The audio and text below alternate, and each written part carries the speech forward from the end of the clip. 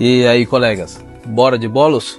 Meu nome é Radamés, sou médico, trabalho com emergências e hoje eu vim aqui para falar de um assunto que, você goste ou não, pode entrar pela porta da sua emergência. Eu tô aqui hoje para a gente falar a respeito de pré-eclâmpsia e eclâmpsia. Então, vamos começar falando o que são. São condições hipertensivas específicas da gravidez, que podem levar a consequências graves tanto para a mãe quanto para o feto.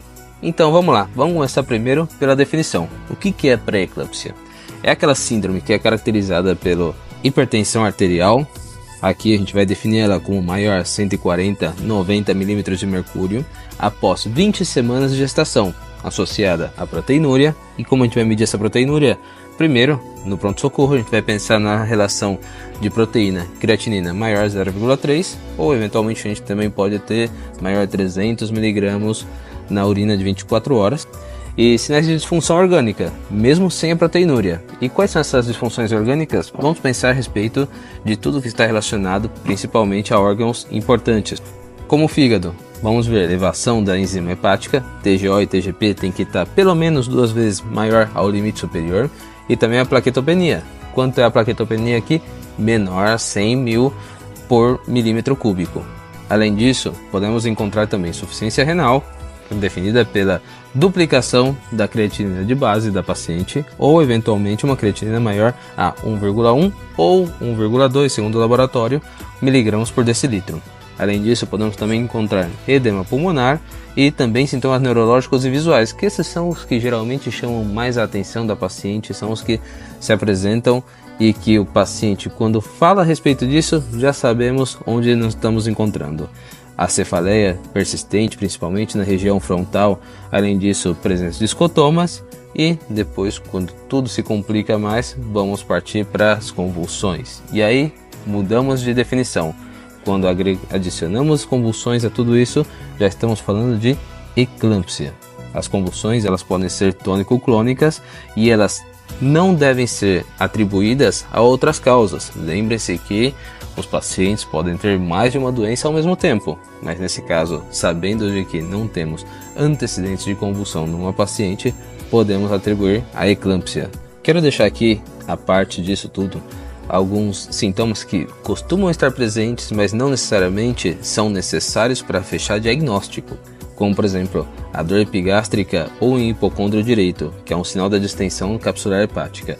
Além disso, as náuseas e vômitos têm que chamar atenção, especialmente quando a gravidez já está avançada. Então vamos falar um pouquinho agora da nossa conduta.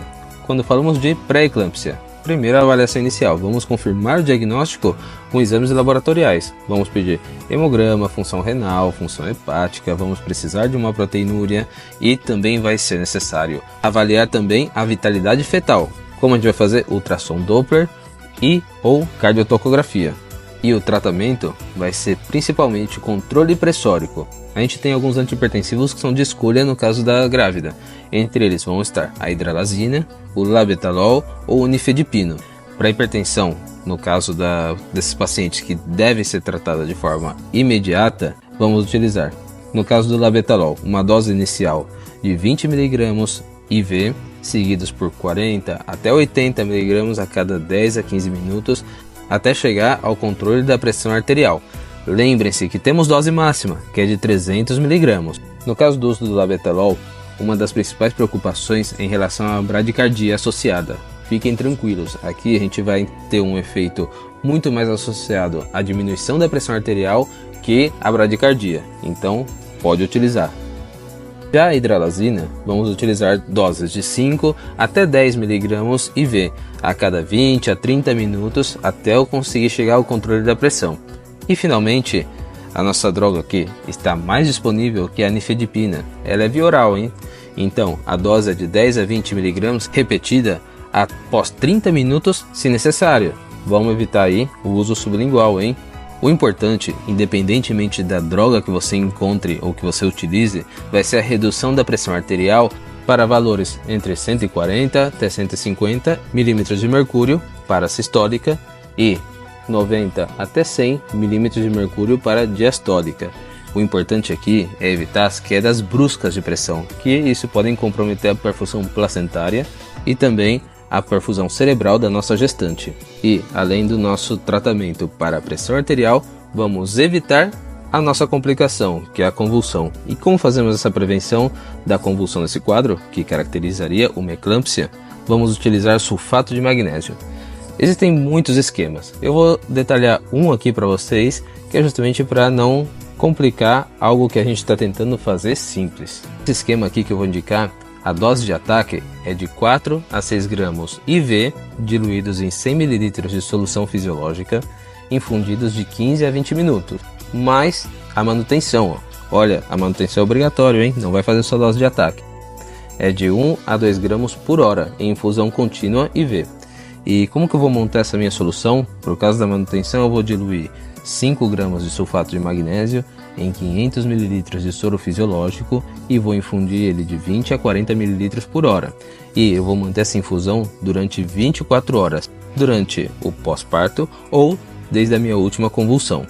E lembrem-se, o sulfato de magnésio ele pode ser tóxico, ele pode levar a depressão respiratória e eventualmente uma parada cardiorrespiratória. Então a gente tem que ficar atento nos sinais de intoxicação. Vamos sempre verificar os reflexos patelares do paciente que devem estar presentes. A gente tem que monitorar a frequência respiratória desse paciente, nunca deve ser menor de 12 respirações por minuto. Também vamos monitorar a diurese desse paciente, que deve ser mais de 25 ml por hora. Além dos níveis séricos de magnésio se disponível, que devem encontrar-se entre 4,8 até 8,4 mg por decilitro. E lembrem-se, caso eu tiver uma intoxicação pelo sulfato de magnésio, eu tenho forma de revertê-la, que é utilizando gluconato de cálcio, que vai ser 1 gramo IV em 10 minutos. Importantíssimo que o meu monitoramento materno e fetal devem ser rigorosos. Bem, isso tudo foi na pré-eclâmpsia. Agora, na eclâmpsia, já tenho a minha paciente que teve a convulsão. O que eu vou fazer? Primeiro, lembrem-se, é uma crise convulsiva antes que tudo. Então, eu vou primeiro proteger a via aérea dessa paciente. Eu posso utilizar a posição lateral, principalmente o decúbito lateral do lado esquerdo, para melhorar a perfusão uterina e evitar a aspiração. E vou aspirar secreções, se for necessário, e caso eu considere uma intubação orotraqueal, vai ser necessária também. E lembrem-se, a via aérea da paciente grávida ela é mais complicada porque ela tem muito edema. Mas isso aí vai ser assunto para um próximo bolos. Vamos continuar aqui com a nossa eclâmpsia.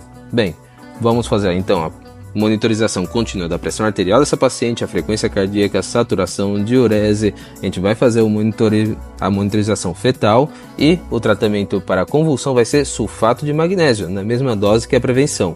E vou fazer, obviamente, o controle pressórico, com as mesmas indicações que eu utilizei na pré-eclâmpsia. E depois da estabilização materna, interrupção da gestação, pela via de parto, segundo a indicação obstétrica.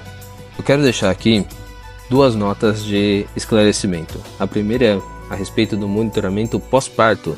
Lembre-se que a pré-eclâmpsia pode persistir ou até aparecer no puerpério. Então a gente deve continuar monitorizando com atenção essa paciente. Quero falar a respeito do uso dos benzodiazepínicos durante a eclâmpsia. Lembre-se que não é a primeira escolha no manejo da eclâmpsia.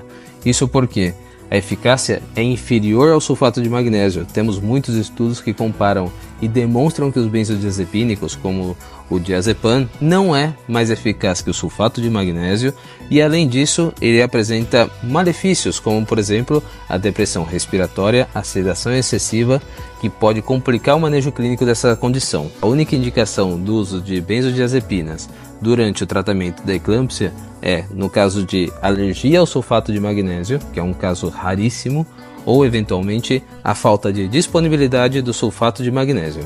Bem, acredito que dentro de toda a complexidade que guarda esse tipo de quadro, conseguimos iluminar um pouco esse caminho.